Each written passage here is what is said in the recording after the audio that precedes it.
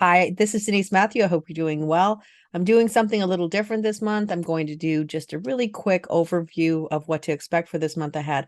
I will still continue with the energy updates as the month goes on, but I just thought why not give everybody a heads up as to some of the energy that we're going to be working with. We do have a lot of full channel energy. We also have an eclipse happening, and we do have Saturn and Pluto making some big moves. I've been looking at this energy for a while, so I expect it to be a very active month. And for me, I know that knowing what the energy might look like is actually very beneficial because when I see things happening, then I kind of have an idea and a heads up and say, oh yeah, this is expected. I thought I would give it a try, and you guys can tell me if you like it or not. So let's get into a quick overview of the month of November. The first thing to keep in mind is that in the background of everything, we still have Mars going retrograde. So if you haven't watched that video about the specific gates that will be activated as Mars retrogrades, then maybe you should check it out because it will give you even more detail to layer over the transits of the month. The biggest transit that I've been watching for a while happens early-ish in November. Saturn has been moving direct for a couple of weeks now, and now it's moving back into territory that it's already transited through. So on November 10th, 2022, Saturn moves out of the gate 13 back into the gate 49, line 1, and it goes from a collective theme to a tribal theme. Later that day, Pluto moves into the gate 60 after its short duration in the gate 61. So it's a really busy day where a lot of things are happening. Keep in mind, this is just a couple days after we have a solar eclipse. The solar eclipse is very interesting. I will go in more detail as we get closer to it. But the key with the solar eclipse that I've been looking at is it's unusual in that only with the transits of the planets and no design as well, we have all the gates of the cross of the Sphinx. Now, the cross of the Sphinx is a powerful, directional, energetic incarnation cross that talks about the direction of humanity when we're having an eclipse that is activating this specific incarnation cross. So this is really shaking up what we are used to doing, and it's pushing us in a new direction where the themes of our personal direction or the magnetic monopole being activated, as well as our creative direction or what we want to create for our future going forward. There will be nostalgia within this eclipse, as well as this belief that things used to be better and maybe they're not so good anymore. But from this, we can also look at the optimism that says that there is potential for humanity in the future. If we move back to a few days later, when Saturn's moving to the gate 49, this is a final pass for Saturn through this energy. So Saturn will make sure that we as a collective got the message that it was trying to deliver to us. From a personal perspective, this can be related to relationships and also revolting against the status quo, which is perfectly fine if that's what you want to do. The only caveat is that if you want to affect a change in your relationship, and this can be any type of relationship, both romantic and partnerships, if you are wanting to make a change, it's essential to have a good reason to shift that dynamic. Suppositions and flimsy ideas will not cut it with this particular transit. If you are coming forward with a well thought out plan, then that's when you can truly make some meaningful shifts in your relationship, and they can be achieved in a way that's sustainable. And with Mars retrograde, taking extra time to formulate a plan might be worthwhile. It also does mean that potentially roles are going to be reversed on how people express themselves. So, for instance, somebody might be more vocal when usually they're more quiet, and the opposite may be true. Somebody may be more quiet when they're usually more vocal. Globally, Saturn in the gate 49 brings up the topic of food insecurity and general anxiety connected to the basics that we need to survive. Saturn, specifically in the gate 49, line 1, the law of necessity, says that any revolution that we wage needs to be supported and required. This is support for the people that if it doesn't happen, revolution against the powers that be can be a theme. This is also called the line of the helter-skelter syndrome, where if somebody doesn't have the support that they want to wage a revolt, they'll create a false flag to push the agenda. But once again, with Mars in retrograde, these revolutionary plans may be short-sighted and sometimes not fully formed, so they have a greater chance to fall apart before they ever gain momentum. Pluto moves back into the gate 60, line 1, acceptance, which reactivates the theme of limitation, where the keywords are the acceptance of limitation is the first step in transcendence. This is a reminder that the way we transcend limitations in our lives is by finding creative ways to make do with what we have in this reality. This is the last time that Pluto is going to transit through the first line for 248 years, so the message is the same as Saturn. It's giving it loud and clear and ensuring that we're getting it. The gate 60 line 1, or the first line, is the foundation of the energy of a gate, and based on past transits where Pluto was already here, this is where we might see limitations as a tangible expression where shortages may become a theme again, meaning that physical shortages might show up in the world again. This also says that limitations may be part of our lives where we can't fully move forward in the directions that we want to. So sometimes waiting for things to open up again is the best way to work with this energy. In other words, you are transcending the limitations when they start to release in front of you. If we push against the limitations, especially with Mars retrograde right now, it may leave us more frustrated than liberated. Patience is key, and if possible, if you have a little extra in your pantry of those things that are important to your daily life, it might be worthwhile, or even connecting to your community to see if there's things that you can share that you already have enough of and maybe they need more of.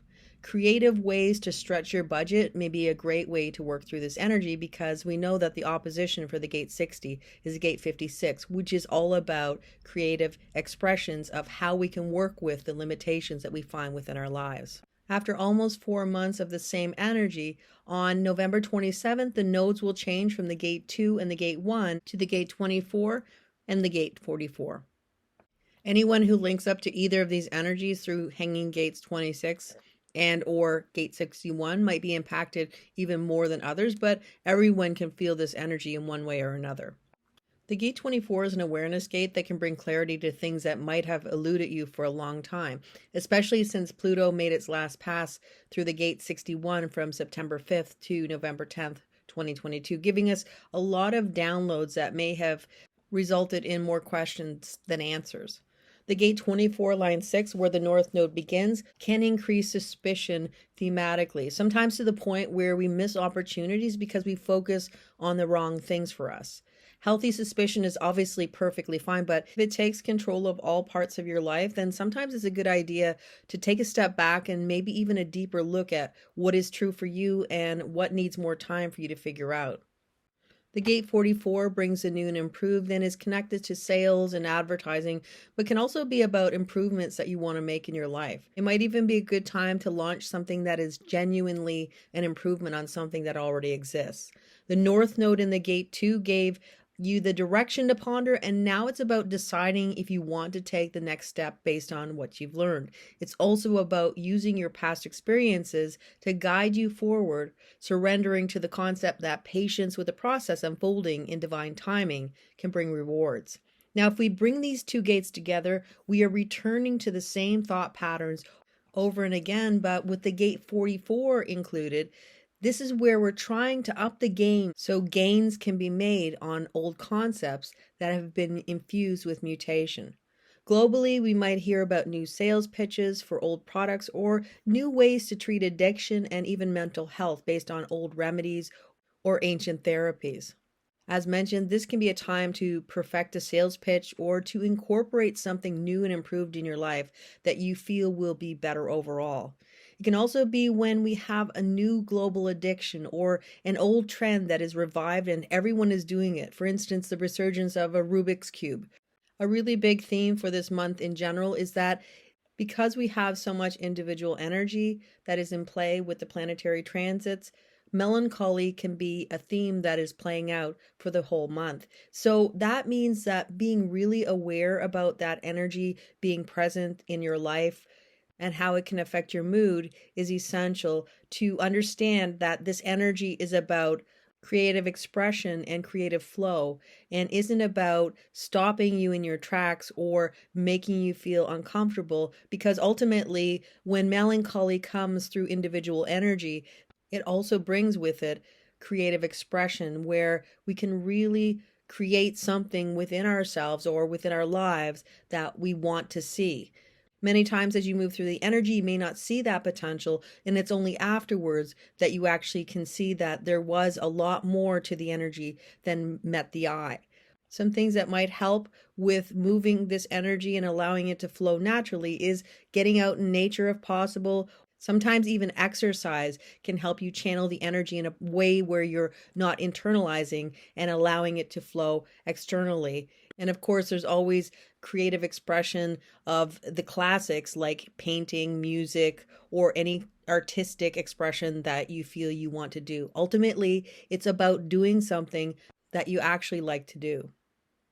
Finally, we have quite a few channels that will be activated globally. When I talk about channels being activated globally, it means that we are having transits that bring a full channel into play for everybody on the planet. So we're all working with that energy. Now, for some people who already have a channel or even half of this channel, it may feel different than somebody who doesn't have it at all. These global transits are great times to see how the energy plays out in your life and even in the lives of those people who you see every day. From November 10th to November 16th, we have the Sun and Earth making the 43 channel the opposition, and we had some experience with this already because we did have the nodes there. This is infusing more mutative energy into the collective and showing us a glimpse of the future and the potential that we could manifest certain things within our lives and even globally. November 12th to 22nd, we have the 14-2 tantric channel activated, which brings sacral energy to everybody. So if you don't normally have sacral energy as a constant, then this is a time to see how it plays out for you and to work with the energy instead of it working you. This energy might give us all a powerful sense of direction and, of course, the buzz of the busy energy of sacral energy, and also this potential for having a little bit of luck happen in your world.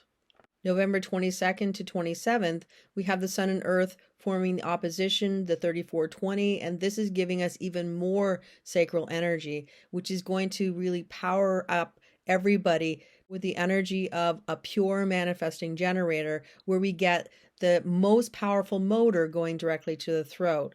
This busyness can be a huge theme that can also be connected to job dissatisfaction or even overall frustration. This may be a time where you really want to quit your job, but with Mars in the background in retrograde, taking your time and making a plan that works for you is probably a better idea rather than doing something that hasn't been well thought out and regretting it later. Finally, from November 28th to December 4th, we have the full 2644 channel being activated. This is going to give us a global ego will center right to the spleen. So this is a time where we might see sales and abundance as key themes, or we might have a greater push to sell something to the collective. But this is something that is new and improved, which is always key with this type of energy. There is also the theme of the splenic energy that is talking about awareness, and it can give us intuition about the right things to sell and the things that probably aren't worth the time.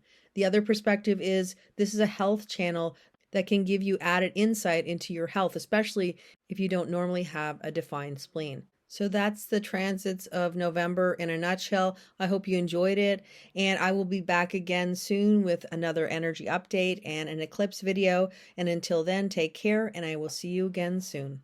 Bye for now.